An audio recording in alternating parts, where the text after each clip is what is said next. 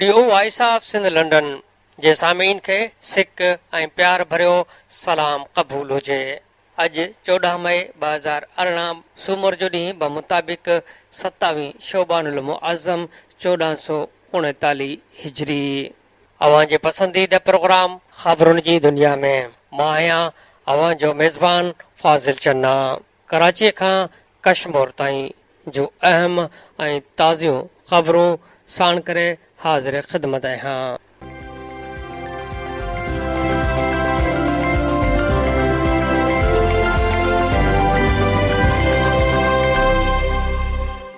अहम ख़बर आहे त नादरा पारां गैर मुल्कियुनि खे शनाख्ती कार्ड ठाहे ॾियण ख़िलाफ़ सिंध एक्शन कमेटी जे सॾ ते कराची में 72 कलाकनि जी बुख हड़ताल शुरू कई वई आहे। ख़बर मूजिबि नादरा पारां गैर मुल्कियुनि खे शनाख्ती कार्ड ठाहे ॾियण ख़िलाफ़ कराची प्रेस क्लब अॻियां सिंध एक्शन कमेटी जे अॻवाननि सैयद ज़ैन शाह, डॉक्टर नियाज़ कालाणी, रियाज़ चांडियो, एजाज़ सामटियो, अमीर आज़ाद पंवर, अहमद सोलंगी, ख़ैर मोहम्मद मगसी, डॉक्टर रसूल बख्श ख़ासख़ैली ऐं ॿियनि जी अॻवानीअ में 72 कलाकनि वारी बुख हड़ताल शुरू कई वई आहे। बुख हड़ताल में मुख़्तलिफ़ पार्टियुनि जे अॻवाननि डॉक्टर रसूल बख्श ख़ासख़ैली, ज़ाहिद नवाज़, प्रिय सुमरो, ताज जोयो, सारंग जोयो, रशीद सधायो, बेदल मसरूर ऐं ॿियनि पिणु वॾे अंग में शिरकत कई। उन मौक़े ते सिंध एक्शन कमेटीअ जे सरबराह सैयद ज़ैन शाह मीडिया सां ॻाल्हाईंदे चयो त धारियुनि खे क़ौमी शनाख्ती कार्ड जारी करणु गैर क़ानूनी अमल आहे जंहिंजी पुरज़ोर मुज़म्मत करियूं था। असां अॻु बि एहतिजाज करे चुका आहियूं, पर वफ़ाक़ी तोड़े सूबाई सरकार धारियुनि जा कार्ड ठाहिण वारे मामले ते मुजरमाणी माठ कयो वेठल आहे। हिन चयो त धारियुनि खे कंहिं बि सूरत में न क़बूलींदासीं। धारियां दहशतगर्दी में मुलवस आहिनि जिन हथां सिंध जो अमुन तबाह थियणु न ॾींदासीं ऐं न ई धारियुनि खे सिंध जे वसीलनि ते बार बणिजणु ॾींदासीं। ज़ैन शाह चयो त एहतिजाज जे ॿिए मरहले में दाख़िल थिया आहियूं। अञा बि नादरा अख़्तियारियूं बर्मिन, बंगालिन ऐं अफ़गानिन जा कार्ड रद्द करे धरती धणियुनि जा ख़दशा ख़तमु कनि। डॉक्टर नियाज़ कालाणी चयो त धारियुनि खे कार्ड जारी करे सिंधियुनि खे अक़लियत में तब्दील करणु ऐं वसीलनि ते धाड़ा हणण जी साज़िश कई पई वञे। धारियुनि जा कार्ड रद्द न कया विया त एहतिजाज जो सिलसिलो जारी रहंदो। जीअं सिंध महाज़ जे चेयरमैन रियाज़ चांडियो चयो त धारियुनि जा सुञाणप कार्ड ठाहिण वारो अमल बिना देर बंदि कयो वञे ऐं बर्मिन, बंगालिन तोड़े अफ़गानिन जा ठाहियल गैर क़ानूनी तौरु समूरा कार्ड रद्द कया वञनि। जसकम आरीसर जे अॻवान अमीर आज़ाद पंवर चयो त धारियुनि जा सुञाणप कार्ड ठाहींदड़ नादरा अख़्तियारियूं पंहिंजो क़िबलो दुरुस्त कनि। नादरा चेयरमैन खे गैर क़ानूनी अमल जी सज़ा ॾींदे केस दाख़िल करे खेसि गिरफ़्तार कयो वञे। मुख़्तलिफ़ पार्टियुनि जे अॻवाननि चिताव ॾिनो आहे त धारियुनि जा सुञाणप कार्ड ठाहींदड़ नादरा अख़्तियारनि ख़िलाफ़ क़ानूनी कार्रवाई थियण ऐं कार्ड रद्द थियण समेत नवां कार्ड ठाहिण वारो अमल बंदि थियण ताईं ख़ामोशी सां वेहण बजाए एहतिजाज जारी रखियो वेंदो। हिननि चयो त सिंध ख़िलाफ़ वॾियूं साज़िशूं थी रहियूं आहिनि जिन खे नाकाम बणायो वेंदो। सॼी क़ौम हिन नाज़ुक मसइले ते असां सां गॾु आहे। अॼु जी अहम ख़बर आहे भान सैदाबाद मां अब्दुल करीम जमाली रिपोर्ट मोकिली आहे त भान सैदाबाद में मंशियात ऐं फहाशी अॾनि जो आज़ार, नौजवान नसल तबाह थी वियो। पुलिस मंथली उघाड़नि में मसरूफ़, अख़्तियारियूं ख़ामोश, शहरियुनि जो एहतिजाज।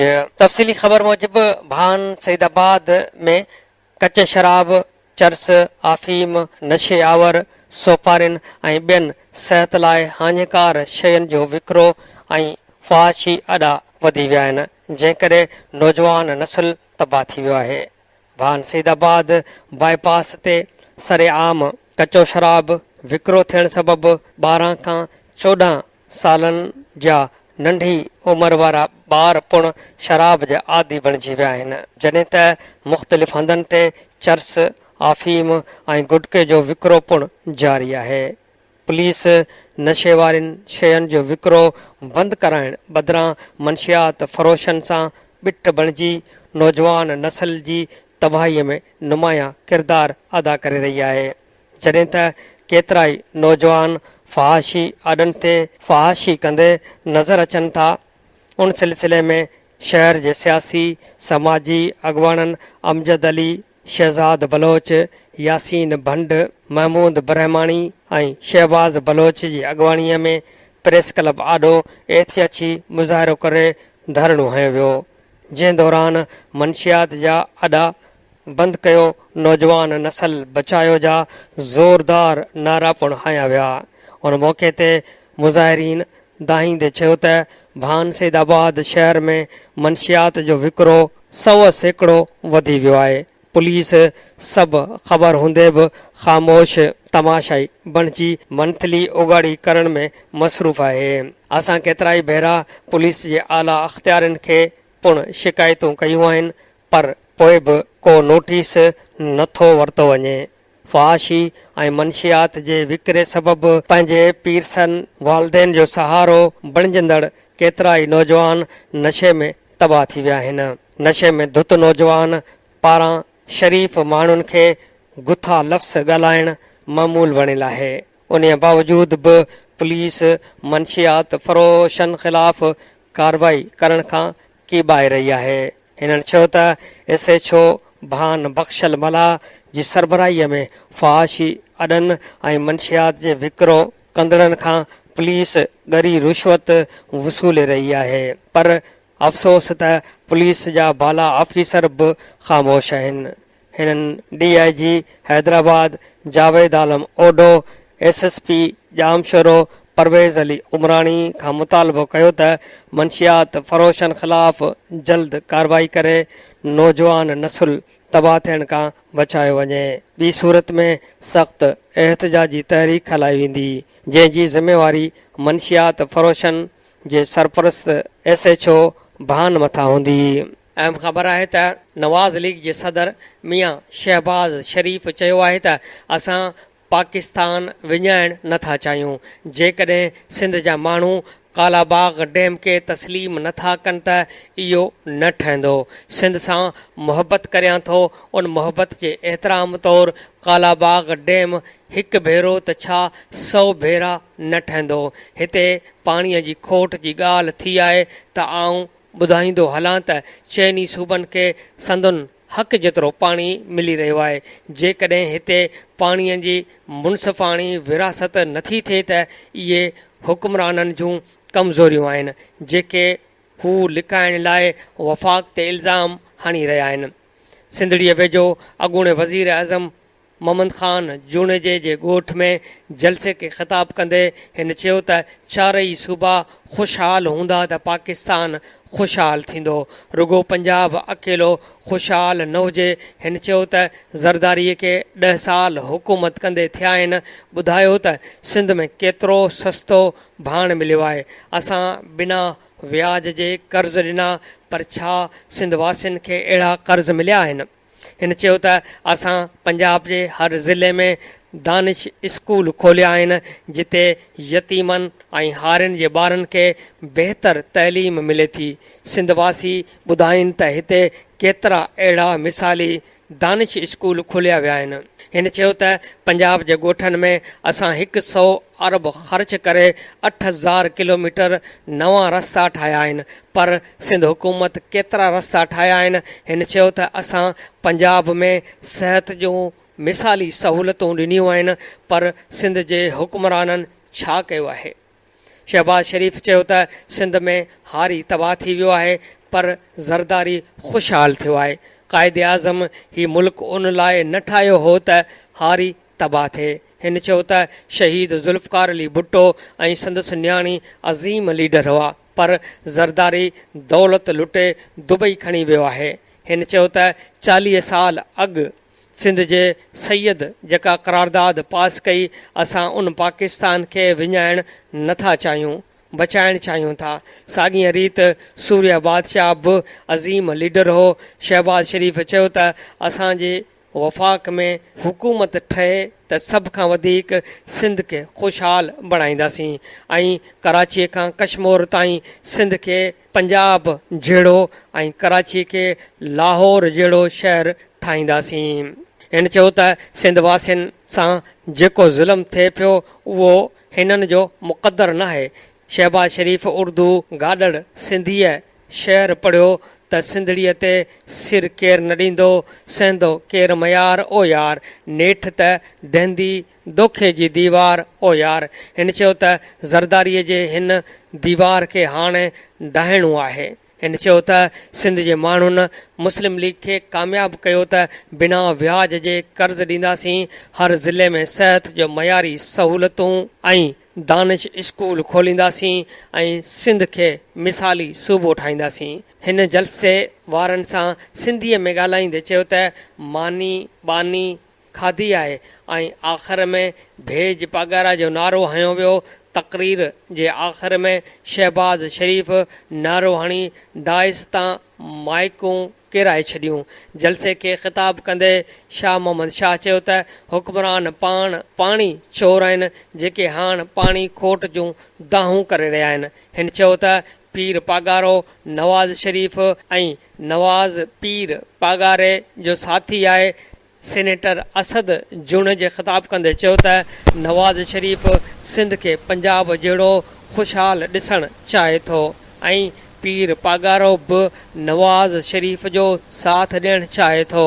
जलसे खे राजा अंसारी, खेल दास कोस्तानी, आसिफ़ महराज, चौधरी तारिक ऐं ॿियनि ख़िताब कयो।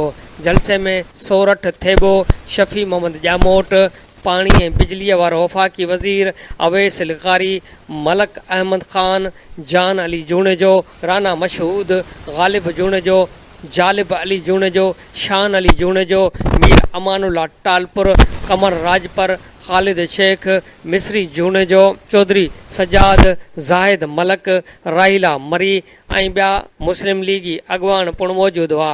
अहम ख़बर आहे त नवाब शाह जे जमशेद कॉलोनी में जवाबदार ग़ुलाम हुसैन भट्टी पंहिंजे सॻे मामे नियाज़ जोयो भट्टी जे घर में दाख़िल थी घर भातियुनि जी ग़ैर मौजूदगीअ में चोथें दर्जे जी शागिर्दियाणी 8 वरनि जी मासूम निंगरी शुमाइला खे कमरे में बंदि करे ज़बरदस्ती जिनसी हवस जो निशानो बणाइण बैदि केस घुटा ॾियण खां पोइ घर में पियल छुरीअ सां ज़िबह कयो ऐं लाश खे रलीअ में वेड़े घर जे भरिसां मेहनि जे वाड़े में उछलाए फ़रार थी वियो।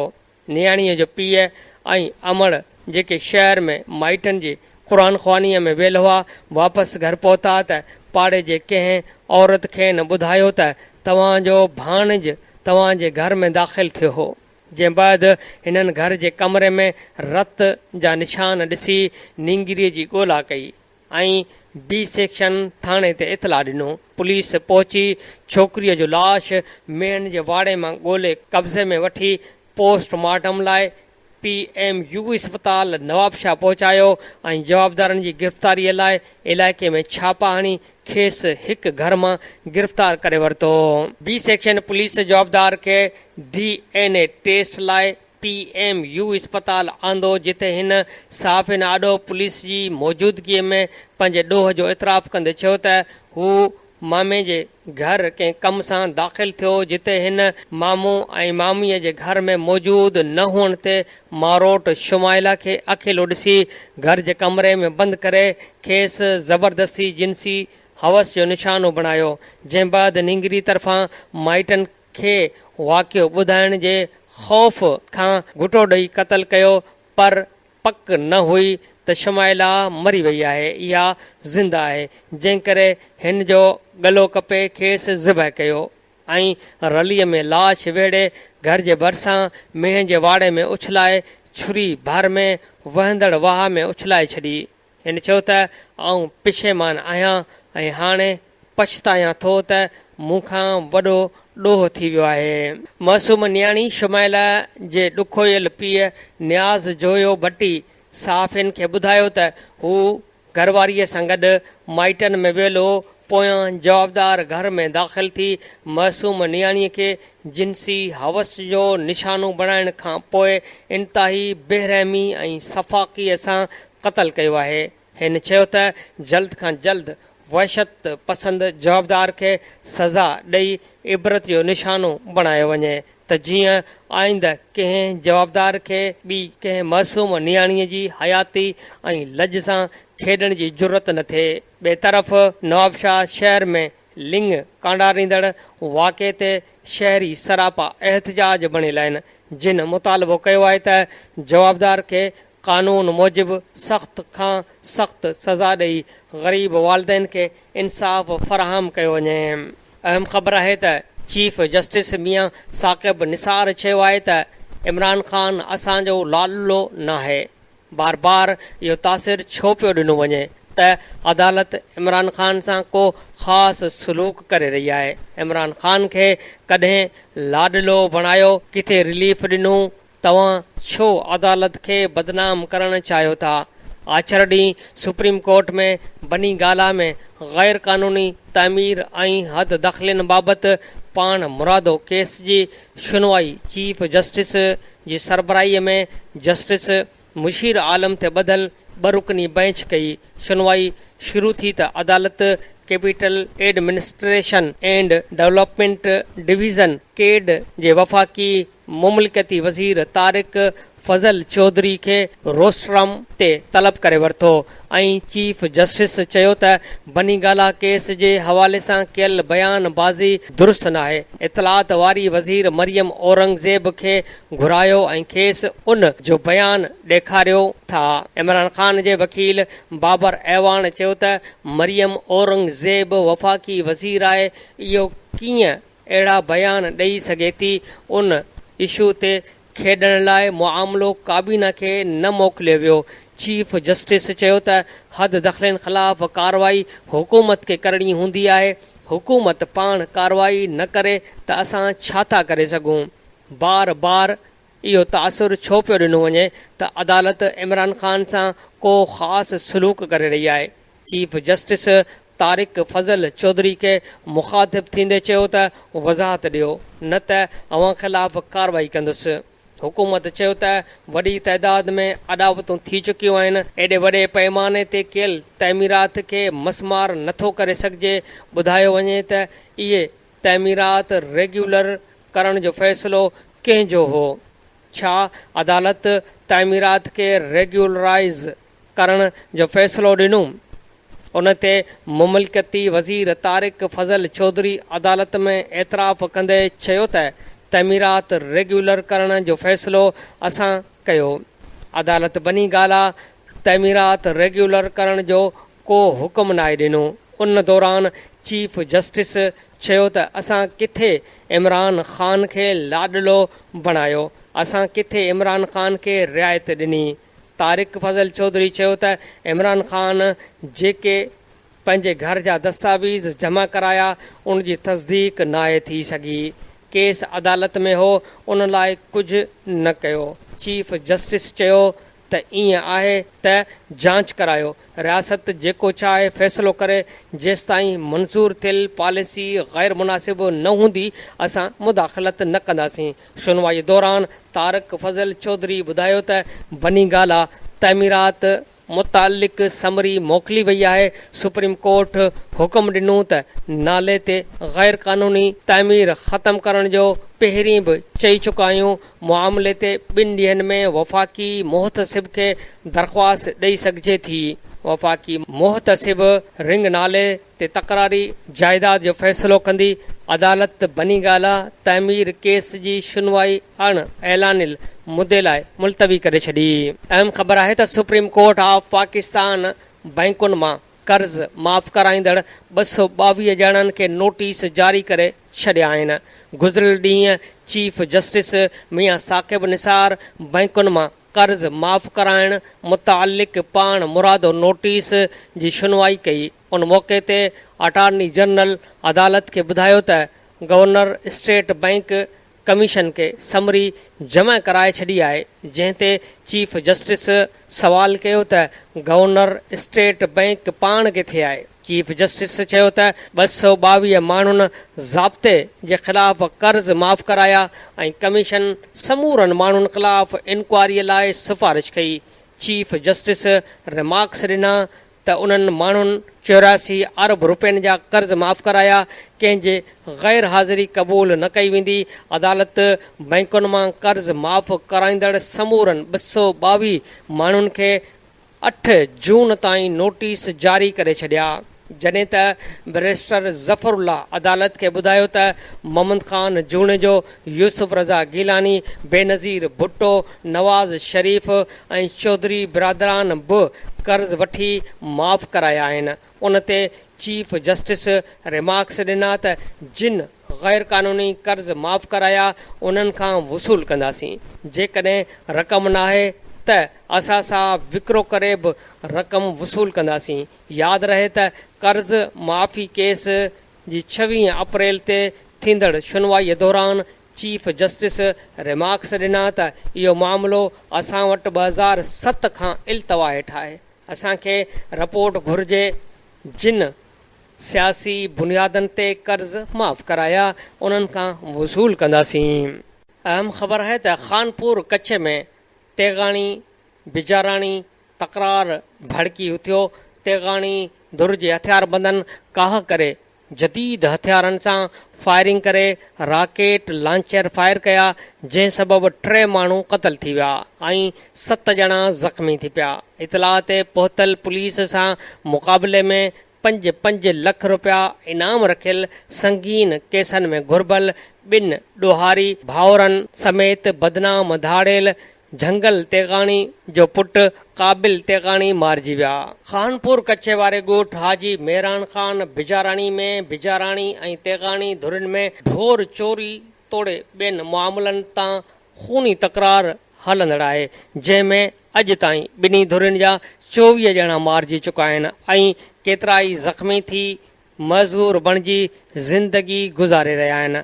धुरनि में हलंदड़ तकरार सबबि समूरो इलाइक़ो नोगो एरिया बणियलु आहे। कुझु वक़्तु अॻु चङे मुड़ुस तेगो ख़ान धुरनि में राजूणी निबेरो करायो हो, जंहिं में बिजाराणी धुर तेगाणी धुर खे ॾंड जा 80 लख रुपया अदा कया हुआ, जंहिं बैदि तेगाणी धुर अगराई कंदे बिजाराणी धुर जे हमरा खे क़तल कयो ऐं हिकु भेरो ॿीहर धुरनि में तकरार शुरू थी वियो, जहिड़े सबबि इलाइक़े जा स्कूल ऐं हेल्थ सेंटर बि बंदि पियल आहिनि। अहम ख़बर आहे त पीपी चेयरमैन सां नाराज़ अॻवान मखदूम जमीलुज़्ज़मान मुलाक़ात कई। बिलावल भुट्टो मखदूम जमील खे समूरा ख़दशा ख़त्म कराइण जी ख़ातिरी कराए छॾी। ज़रियनि मूजिबि गुज़िरियल ॾींहुं बिलावल हाउस में पीपल्स पार्टी जे चेयरमैन बिलावल भुट्टो ज़रदारीअ सां सूबाई वज़ीर मखदूम जमीलुज़्ज़मान मुलाक़ात कई आहे। मुलाक़ात दौरान सियासी सूरतहाल ऐं ईंदड़ आम चूंडुनि जे हवाले सां तफ़सीली ॻाल्हियूं थियूं। ज़रियनि मूजिबि मुलाक़ात दौरान मखदूम जमीलुज़्ज़मान बिलावल भुट्टे ज़रदारीअ खे पार्टी पारां मुसलसल नज़रअंदाज़ करण जे हवाले सां आगाही ॾिनी, जंहिं ते हिन मखदूम जमीलुज़्ज़मान खे समूरा ख़दशा ख़त्म कराइण जी ख़ातिरी कराई। मुलाक़ात में पीपी अॻवान बि मौजूदु हुआ। अहम ख़बर आहे त जैकबाबाद में जवाबदार कारा इल्ज़ाम हेठि पंहिंजी ज़ाल खे ॾाटे सां ज़िबह करे बेदर्दीअ सां क़तल करे खेसि बिना गुस्ल ऐं कफ़न जे घर में दफ़नाए छॾियो।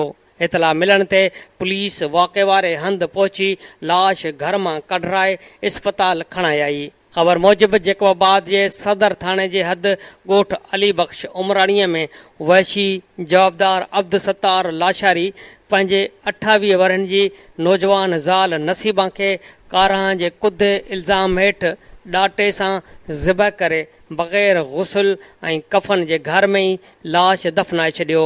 खूनी कार्रवाई करणु बाद जवाबदार फरार थी वियो। इतला मिलण ते पुलिस वाक़े वारे हंध पहुची मक़तूला जो घर अंदर दफ़नायल लाश कढराए सिविल अस्पताल खणाए आई, जिते डॉक्टर पोस्टमार्टम करण बाद लाश वारसनि हवाले कयो। राब्तो करण ते पुलिस ॿुधायो त कानून मूजिबि केस दाख़िल कयो वेंदो। जेकॾहिं वारिस न आया त सरकार पारां केस दाख़िल कयो वेंदो। ख़बर आहे त कश्मीर में उरड़ीअ जे मर्ज़ ते ज़ाब्तो न अची सघियो। हिकु कुटुंब जा 4 ॿारड़ा उरड़ीअ जे मर्ज़ में मुब्तला थी विया। हिकु ॿारड़ी फ़ौत थी वई। कश्मीर जे कलवड़ मोहल्ले में ड्राइवर अता मोहम्मद कलवड़ जा 4 ॿारड़ा सालार, बिलाल, तलाल ऐं 4 सालनि जी ॿारड़ी अलीज़ा कलवड़ उरड़ीअ जे मर्ज़ में मुब्तला थिया, जिन मां 4 सालनि जी ॿारड़ी अलीज़ा कलवड़ उरड़ीअ विघे फ़ौत थी वई। जॾहिं त उरड़ीअ जे मर्ज़ में बेहद इज़ाफ़ो थींदो पियो वञे, पर सिहत खाते उरड़ीअ खे कंट्रोल करण लाइ के बि जोगा क़दम न खयां आहिनि। अहम ख़बर आहे त गढ़ी यासीन में 20 ॾींहं अॻु घरां निकिरी वियल शाहिदा मेमण जे अगवा जो केस ड्रामो निकितो। आगा सनाउल्ला दुरानीअ जे सरपेचे हेठि फ़ैसिलो करे असदुल्ला दाऊद पोटो तरफ़ां अगवा जो कूड़ो केस दाख़िल कराइण ते मथसि 3 लख रुपया ॾंड विधो वियो। गढ़े यासीन शहर में 20 ॾींहं अॻु डॉक्टर तसवर मेमण जी भाॼाई शाहिद ज़ाल नवाज़िश उर्फ़ बाबू मेमण घरां निकिरी जेकबाबाद पहुची भाउ असदुल्ला दाऊद पोटे वटि पहुती, जंहिं बाद असदुल्ला दाऊद पोटो गढ़ी यासीन थाणे ते भेण शाहिदा जे अगवा जो केस पंहिंजे भेणवीअ नवाज़िश उर्फ़ बाबू मेमण, ॾेर डॉक्टर तस्वीर मेमण, मुसवर मेमण ऐं डॉक्टर तनवीर मेमण मथां दाख़िल करायो हो। अहम ख़बर आहे त हैदराबाद में सिंधी ॿोलीअ खे क़ौमी ॿोलीअ जो दर्जो न मिलण, धारियुनि जे आबादकारी, धारियुनि खे क़ौमी शनाख़्त कार्ड जारी करण ख़िलाफ़ सिंध तरक़ी पसंद पार्टीअ जे कारकुननि ओल्ड कैंपस खां प्रेस क्लब ताईं रैली कढी। उन मौक़े ते STP अॻवान गुलज़ार अहमद सुमरो, कादिर चन्ना, गौतम चन्ना, बाबू शीदी, रियाज़ अहमद लाखो ऐं ॿियनि ख़िताब कंदे चयो त सिंध में धारियुनि जी आबादकारी ज़रिए असांखे पंहिंजी धरतीअ ते अक़लियत में तब्दील करण जी साज़िश थी रही आहे।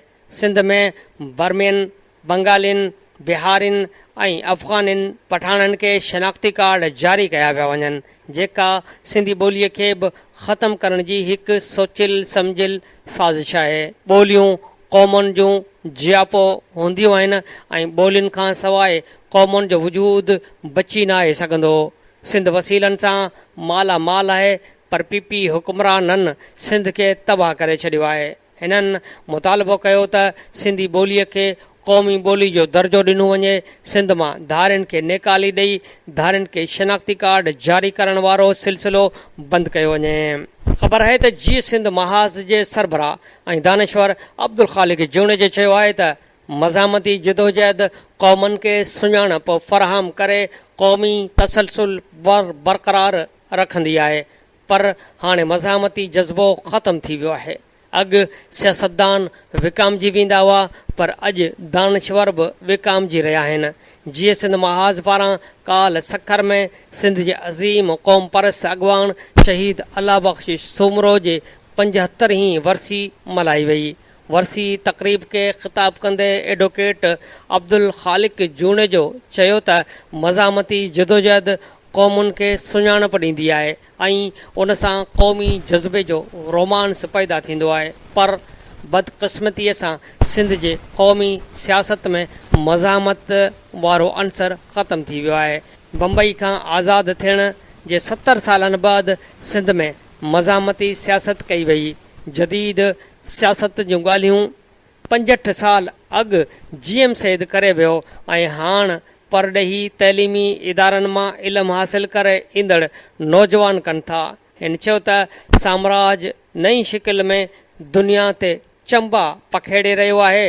तरक़ी जे नाले ते ऐं ग्लोबलाइज़ेशन जे सूरत में कमज़ोर माण्हुनि खां ज़मीनूं ख़रीद कयूं पियूं वञनि। अहिड़ी सूरत हाल में तबाही सिर्फ़ु मक़ामी सतह ते न पर ग्लोबल सतह ते थींदी। हिन चयो त क़ौम जी मालिकी करण जी या नौकरी हासिल करण जी जिदोजहद जो फ़ैसिलो करणो पवंदो। हिन वधीक चयो त सिंध वॾा ज़हन पैदा कया, पर उन्हनि मां अक्सर माण्हू पंहिंजी होशियारी ऐं चालाकी खे क़ौमी मुफ़ादनि बदिरां ज़ाती मुफ़ादनि लाइ इस्तेमालु कयो। हाणे बि सिंध जे सियासी वखर में ईमानदार, होशियार ऐं ज़हीन सियासतदान मौजूदु आहिनि, पर सिंध हिन वक़्तु मुश्किल सूरत हाल में आहे। ईअं छो आहे ऐं उन जो ज़िम्मेवारु केरु आहे? उन जो तयन थियणु घुरिजे। सिर्फ़ु ख़्वाहिश सां कमु न थींदो। हिन चयो त अलाह बख़्श सुमरो मुहब वतन ऐं मुदब्बर सियासतदान हो। हिन सिंध जे सियासी मुस्तक़बिल बाबति जेके अॻकथियूं कयूं उहे दुरुस्त साबित थियूं, पर अफ़सोस जो उन वक़्तु संदसि ॾाहप खे न सम्झियो वियो।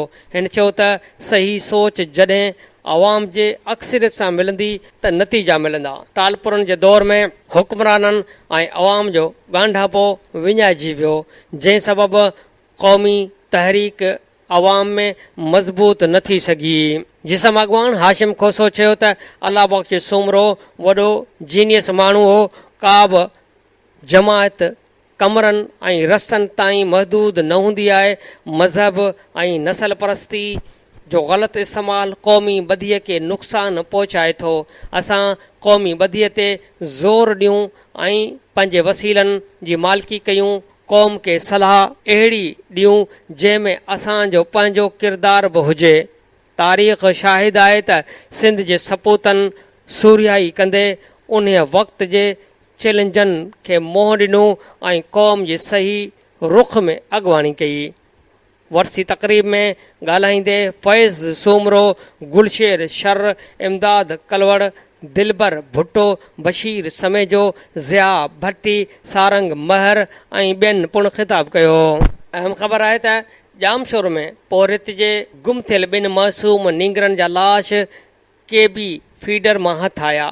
जामशोर जे सेंडोज़ रोड रहवासी हजाम को कमु कंदड़ अब्दुल्ला मेमण जा 2 ॿारड़ा, 12 वरह जो हमीर, 10 वरहनि जो इमरान 2 ॾींहं अॻु पुरस्रार नमूने गुम थी विया हुआ। उन्हनि मां हिकु ॿार जो लाश गुज़िरियल ॾींहुं सुबुह जो कोटड़ी पुलिस खे के बी फीडर मां मिलियो, जंहिंजी सुञाणप 10 वरहनि जे इमरान तौरु थी। उन बैदि ॿारनि जे वारसनि ऐं शहरी ॿिए ॿारड़े जी ॻोल्हा के बी फीडर वटां शुरू कई ऐं के बी फीडर मां ई खेनि ॿिए ॿार 12 वरह जे हमीर जो बि लाश हथ अची वियो। 2 ॿारनि जा लाश घर आणण ते घर बातिन पार कढी रहंदा रहिया। इलाइक़े में सोग छांइजी वियो। ॿारनि जे वालिदैन खे बेहोशी जा दौरा पवंदा रहिया। पोरित अब्दुल्ला मेमण जो चवणु आहे त मुंहिंजी कंहिंसां बि का दुश्मनी न आहे, मां ग़रीब मिसकीन आहियां। हिन चयो त मंझंदि धारे ॿारड़ा घरां निकिता त शइ वठी अचूं था, जंहिं बैदि हू गुम थी विया ऐं अॼु 2 मासूमनि जा लाश मिलिया आहिनि। मूं सां ज़ुल्म थी वियो आहे। अहम सुर्ख़ी आहे त गढ़ी यासीन वेझो पुलिस 7 घर ढाहे छॾिया। ॻोठण जो एहतियाती मुज़ाहिरो। पुलिस अटालन ॻोठ वधकी उनड़ ते चढ़ाई करे ॾिनी। पुलिस मुख़्तियार, साईंदाद, ज़फ़रुल्ला, नबीदाद, शहज़ाद समेत 7 ॻोठाणनि जा घर ढाहे छॾिया। ॻोठाणनि जो एहतियाती मुज़ाहिरो। पुलिस असां ते कूड़ो केस दाख़िल कयो आहे। लखें रुपयनि जो नुक़सानु थियो आहे। पुलिस जे ज़ुल्मनि खां बचायो वञे, ॻोठाणनि जो मुतालबो। अहम सुर्ख़ी आहे त पसंदि जो परणो कंदड़ मांझंदवासी मुबैना ज़हर ॾेई क़तल। काज़ी अहमद पुल लॻ मंगवाणा में 2 साल अॻु परणो कंदड़ वॾा छछर जी रशीदा छछर जो वारसनि खे लाश मिलियो। पाड़े वारनि जे इतला ते फोतण जो पीउ कंडो ख़ान छछर पुलिस वठी पहुतो। घर धणी घर ख़ाली करे वियल। पुलिस फोती औरत जो लाश पोस्टमार्टम लाइ काज़ी अहमद इस्पताल पहुचायो। केस दाख़िल करण खां इनकार। अहम सुर्ख़ी आहे त मिठी में पाणीअ जी खोट ख़िलाफ़ SUP जो एहतियाती मुज़ाहिरो। 3 महीननि खां शहर ऐं भरपासे जे ॻोठनि में पीअण जो पाणी बंदि आहे। अॻवान चयो त पाणीअ जी फ़राहमी यकीनी न बणाई वई त सॼे ज़िले में हड़ताल कंदासीं। अवामी तहरीक ऐं सिंधी हारी तहरीक ज़िले सुजावल पारां अवामी तहरीक जे अॻवान जबल ॾिठो ऐं अली सोढो जी यादि में प्रेस क्लब में तक़रीब थी। तक़रीब में मरकज़ी अॻवाननि मिठा ख़ान लाशारी, नूर अहमद कातियार, मीर परवेज़ दाऊद पोटो, गुलहसन केड़ावनो, सिंधियाणी तहरीक जी अॻवान शहरबानू, ज़िले सुजावल जे सदर हुसैन आज़ाद मेमन, आरिब सागर मजीद पढ़ियार, दरिया ख़ान ज़हूर, अब्दुल अज़ीज़ मेमन, अली मोहम्मद परवेज़ समेत सियासी ऐं समाजी अॻवाननि वॾे अंग में शिरकत कई। अॻवाननि चयो त सिंध दुनिया खे तारीख़ी किरदार ॾिना आहिनि, जिन पंहिंजे किरदार सां पंहिंजो पाण खे अमर करे छॾियो। सिंध तारीख़ जे ॾुखे दौर मां गुज़री रही आहे। सिंध जे वसीलनि ते कब्ज़ा आहिनि। धारनि जी आबादकारी समेत केतिरा ई अहिड़ा इशू आहिनि जिन ते जिदोजहद जी ज़रूरत आहे। हिन वक़्तु जबल ॾेथो ऐं अली सोढो जहिड़नि किरदारनि जी ज़रूरत आहे। उन्हनि ॿिन्ही किरदारनि सिंध जे हर मसइले ते बहादुरीअ सां आवाज़ु उथारियो। हालतूं कहिड़ियूं बि हुजनि, पर पंहिंजे वसाहर हमेशह जिदोजहद में रहिया। अली सोढो ऐं जबल ॾेथो जे अवामी हक़नि लाइ कयल जिदोजहद खे कॾहिं बि विसारे नथो सघिजे। असांजो ईंदड़ नसल बि जबल ॾेथो ऐं अली सोढे जीअं पंहिंजी जिदोजहद खे जारी रखंदो। अहम सुर्ख़ी आहे त मिनाटी स्कॉलरशिप में पंहिंजा नवाज़ीअ ख़िलाफ़ एहतियाती मुज़ाहिरा ऐं धरणा। मिठी, छाछरो, चीलहार, मिरपुरख़ास, नवकोट में अक़लियती वज़ीर खटूमल जीवन ख़िलाफ़ एहतियाती मुज़ाहिरा कया विया। अक़लियती वज़ीर डॉक्टर खटूमल जीवन मनपसंद माण्हुनि खे नवाज़े, ॿियनि अक़लियतुनि खे स्कॉलरशिप में नज़रअंदाज़ कयो आहे। अॻवान चयो त असांजो धरणो हिकु करप्ट वज़ीर ख़िलाफ़ आहे जेको शागिर्दनि, बेवाहुनि, मंदरनि जा किरोड़नि रुपया हड़प करे वियो आहे। समूरनि अक़लियतुनि खे बराबरी बुनियादनि ते हक़ ॾिना वञनि, न त अक़लियती वज़ीर ख़िलाफ़ सॼी सिंध में बुख हड़ताल कंदासीं। ख़बर आहे त जुॾे शहर में पीअण जो पाणी न मिलण ख़िलाफ़ एहतियाती मुज़ाहिरो करे धरणो हंयो वियो। मुख़्तलिफ़ कॉलोनियुनि जे सवें रहवासियुनि मिरपुरख़ास रोड ते टायर साड़े धरणो हंयो। शहरनि जो चवणु हो त टाउन इंतिज़ामिया 10 ॾींहंनि खां पाणी बंदि करे यज़ीदियत जो सबूत ॾिनो आहे। हिननि मुतालबो कयो त जुॾे शहर जे मुख़्तलिफ़ कॉलोनियुनि में बंदि कयल पाणी शहरनि खे पाणी फ़राहम कयो वञे।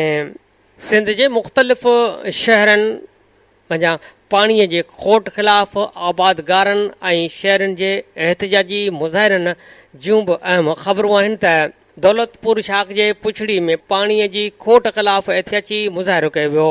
शाख मुंड में तार वहे पई, पर 26 सालनि खां शाख जे पुछड़ी में पाणी ई नाहे पहुतो। आबादगारनि चयो त करप्ट आपाशी अमलदारनि बाअसरनि खे ख़ुशि करण लाइ पुछड़ीअ बदिरां मुंड खे पको करे रहिया आहिनि।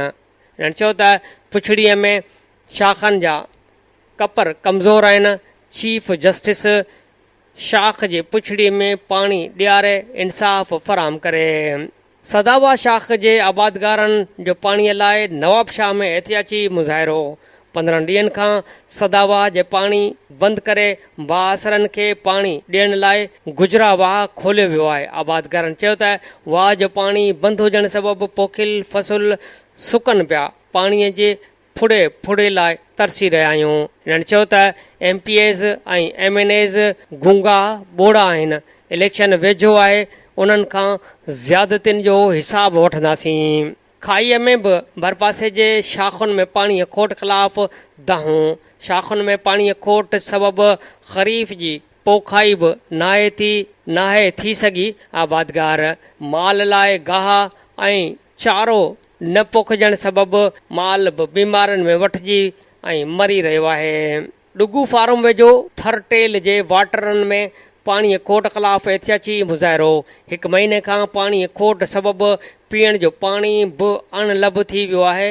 रहवासियुनि चयो त पाणी विकिणंदड़ आपाशी अमले ख़िलाफ़ कार्रवाई करे वाटरनि जी पुछड़ीअ में पाणी फ़राहम कयो वञे। कढण जे वाहन ऐं शाखुनि जे पुछड़ी सुकी वई। 8 महीननि खां पुछड़ी में पाणी जी खोट सबबि कमंद फुटी ऐं मिर्च सड़ी नास थी विया आहिनि। आबादगारनि चयो त छॾियल पाणी एसडीओ ऐं दारगो लिफ्ट मशीनूं लॻराए मुंड वारनि खे विकिरो करे रहिया आहिनि। आपाशी अमलदार ॿुधण लाइ तयार ई नाहिनि। नंढा आबादगार कराचीअ में मज़दूरी करण ते मजबूर थी विया आहिनि। हिननि मुतालबो कयो त कढण जे वाहन ऐं शाखुनि जे पुछड़ीअ ताईं पाणी पहुचाए आबादगारनि सां इंसाफ़ कयो वञे। मांझंद जे कुबी माइनर में पाणीअ खोट ख़िलाफ़ आबादगारनि जो धरणो। 10 सालनि खां शाह अवेस शाख ऐं कुबी माइनर जे पुछड़ीअ जो पाणी बंदि आहे। आबादगारनि चयो त 15,000 एकड़ ज़मीन बंजर आहे। इंतिज़ामिया हिसे जो पाणी विकिरो करे रही आहे। हिननि चयो त 6 ॾींहंनि में पाणी न मिलियो त शाह अवेस पंपिंग स्कीम वटि धरणो हयो वेंदो। सूबेदेरे जे 17 शाखुनि ऐं वाहन में पाणीअ जी खोट ख़िलाफ़ रहवासियुनि ऐं आबादगारनि जो एहतिजाजी मुज़ाहिरो। आबादगारनि जो चवणो त पाणी खोट सबबि वोण नाहियूं पोखे सघिया। वॾा ज़मीनदार ट्यूब वेलनि ज़रिए पोखाई कनि पिया। वोणनि जी सीज़न शुरू थींदे ई पाणी बंदि कयो वञे थो। कमंद जोर ऐं ॿिया फसल बि सुकी विया आहिनि। तइलके जे शाखुनि ऐं वाहन में पाणी ॾेई इंसाफ़ न कयो वियो त सख़्त एहतिजाजी तहरीक शुरू कंदासीं। Radio voice of Sindh London जे प्रोग्राम ख़बरुनि जी दुनिया में अॼु जूं अहम ऐं ताज़ियूं ख़बरूं अव्हां जे समातुनि जे नज़र कयूंसीं। Radio voice of Sindh London जे प्रोग्राम ख़बरुनि जी दुनिया में अॼु जो अहम ऐं चूंड कालम अव्हां जे समातुनि जे नज़र कंदो थो हलां। अॼु जो अहम ऐं चूंड कालम तहरीर कयो आहे दस्तगीर भट्टी। दस्तगीर भट्टीअ जे कालम जो उनवान आहे सिंध खे महांगा करण जूं साज़िशूं।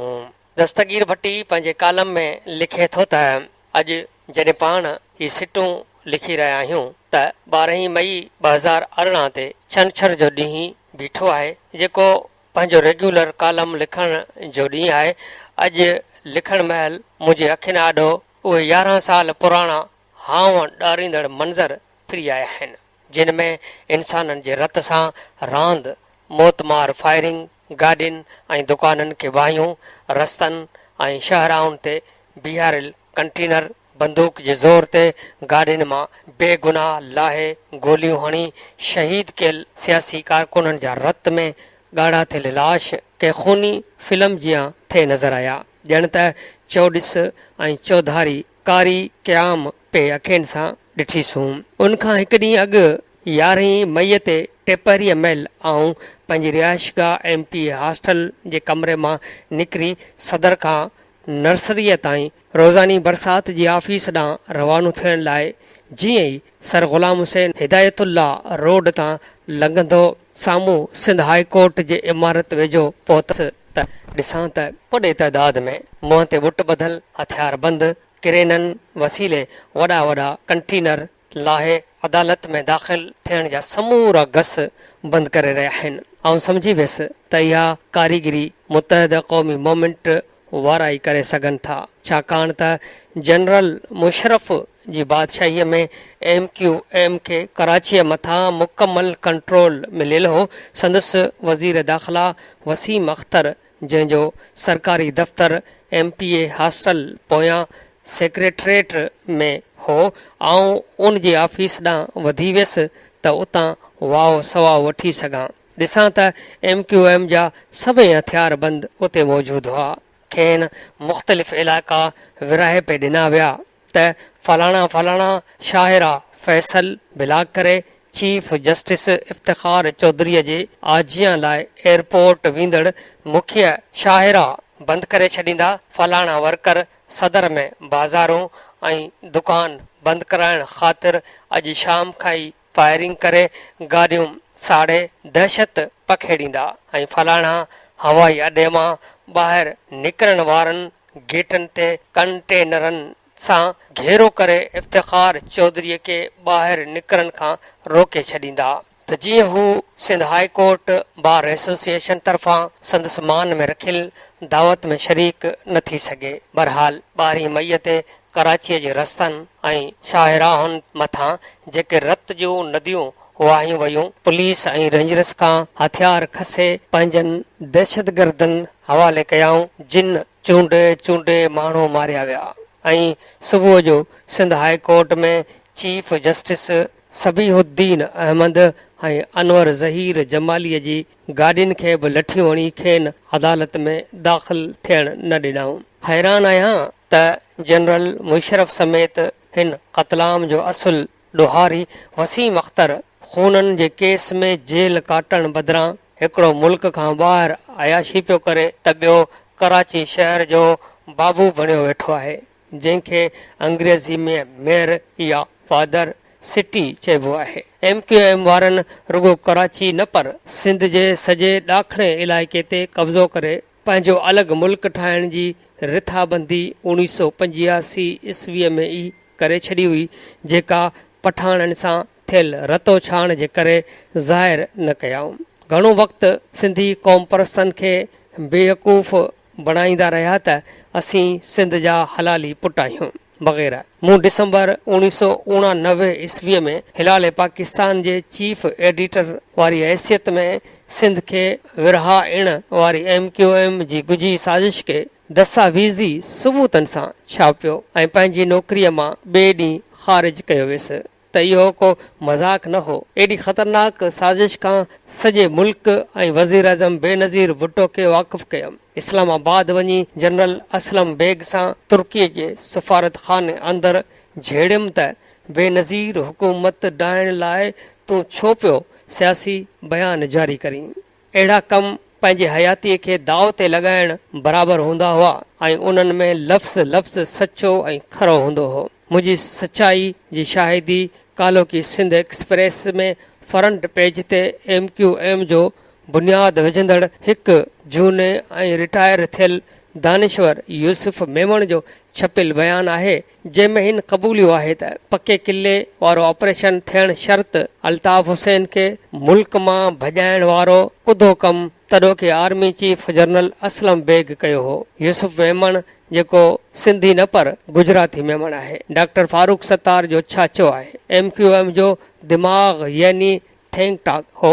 पंहिंजे बयान में हिन वधीक चयो आहे त अल्ताफ़ खे भॼाइण जो मक़सदु न रुगो खेसि गिरफ़्तारी ऐं सज़ा खां बचाइण हो, पर असुल मक़सदु हीअ हो त जनरल असलम बेग खेसि सलाह ॾिनी त लंडन में रही तूं आलमी ताक़तनि सां राब्ता करे मुहाजिरनि सां थींदड़ ज़ुल्म जी दास्तान जो प्रचार कर ऐं मुहाजिरनि लाइ धार वतन ठाहिण वारी फरमाइश में साम्राजी कुवतुनि जो हमनवा बणिजी वञ, जेके सिंध जे सामूंडी इलाइक़े खां थरपार कर ताईं कब्ज़ो ॼमाइण चाहिनि थियूं। पर पढ़ंदड़नि खे अमेरिका जे आर्मी जर्नल में छपियल उहो रंगीन नक्शो बि यादि हूंदो, जंहिंमें मुस्तक़बिल जो विरहाङो थियल सिंध ॾेखारी वई आहे, जंहिंमें फ़क़ति दादू, नौशर फिरोज़, सखर, ख़ैरपुर, शिकारपुर, लाड़काणो ऐं जेकबाबाद ज़िलनि खे सिंध जो हिसो बणायो वियो, जॾहिं त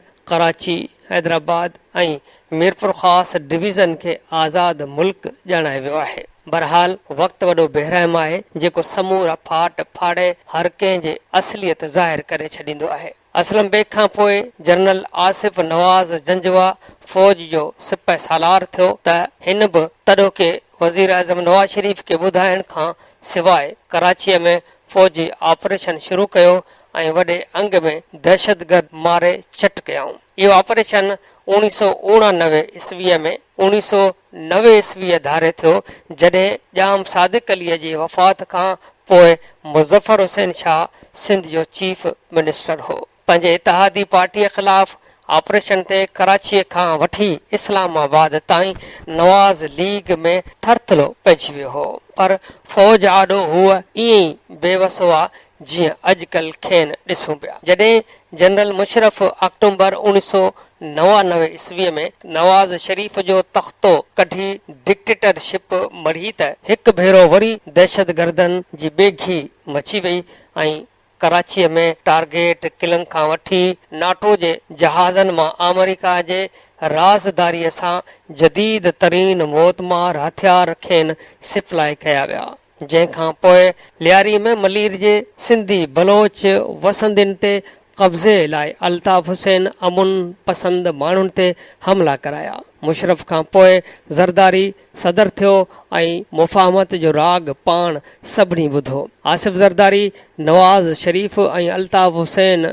जिन खे फ़क़ति पंहिंजे धन दौलत ऐं माल मिल्कियत सां इश्क जे हद ताईं लॻाउ आहे, तिन जेका कूड़ी ऐं करप्ट जमहूरियत किरोड़े माण्हुनि जे मथे में हई आहे, उन लाइ बि आऊं बार बार लिखंदो रहियो आहियां त अहिड़ो सोन ई घोरियो जेको कन छिने। हिते कन छिननि जहिड़ी मामूली ॻाल्हि न आहे। असुल में इहा सिंध ऐं पाकिस्तान खे टोड़े अमरीकी साम्राज्य सामूंडी पटीअ मथां बेठकियत क़ाइमु करण जी साज़िश आहे।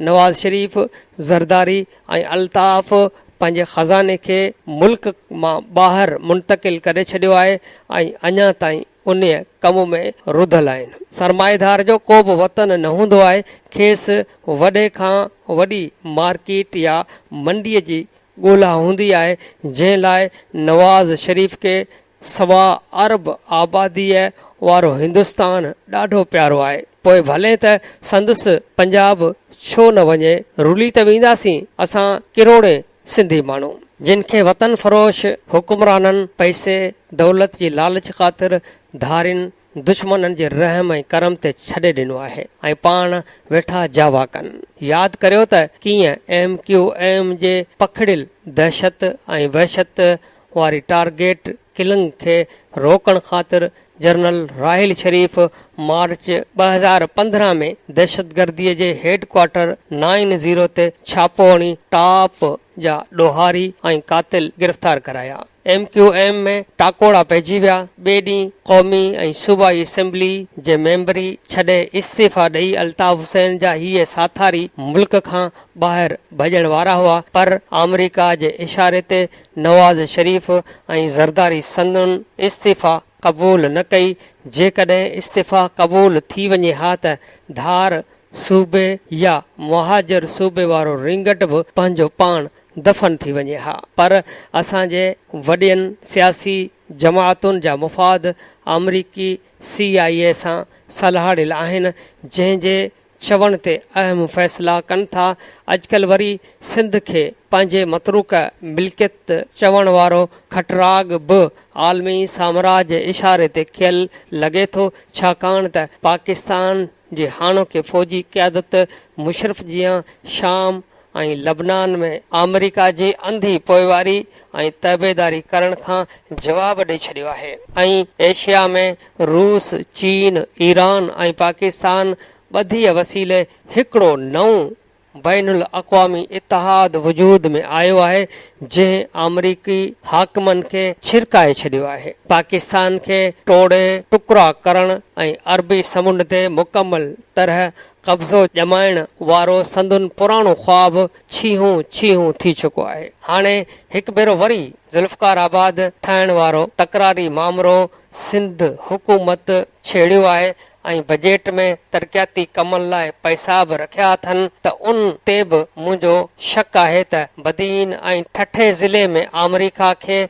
बेठक ठाहे ॾियण जी का वॾी चाल आहे त जीअं चीन खे अॻिते वधण खां रोकजे ऐं धारियुनि खे आबाद करे मतरूक सूबो ठाहिण लाइ माहौल साज़गार हुजे, जंहिंमें सिंधी अक़लियत में हुजनि। Radio voice of Sindh London जे प्रोग्राम ख़बरुनि जी दुनिया में अॼु जो अहम ऐं चूंड कालम जेको तहरीर कयो हुयो दस्तगीर भट्टी, हिन कालम जो उनवान हुयो सिंध खे भाङा करण जूं साज़िशूं। अवां जे समातुनि जे नज़र कयोसीं। प्रोग्राम ख़बरुनि जी दुनिया रोज़ानो सुबुह जो 7:30 वॻे, मंझंदि जो 12:30 ते ऐं शाम जो 7 वॻे नशर कयो वेंदो आहे। ॿुधण न विसारींदा। प्रोग्राम जे हवाले सां पंहिंजा कमेंट्स ऐं राया असांजी हिन ईमेल ते ॾींदा। ईमेल आहे info@radiovoiceofsindh.com। तव्हांजे रायनि ऐं कमेंट्स जो इंतज़ारु रहंदो। हाणे radio voice of Sindh London जे प्रोग्राम ख़बरुनि जी दुनिया जो वक़्तु पुॼाणीअ ते पहुतो। वरी ॿिए बुलेटिन में हाज़िर थींदासीं। ओसि ताईं फाज़िल चना खे ॾींदा इजाज़त। अल्लाह निगहबान।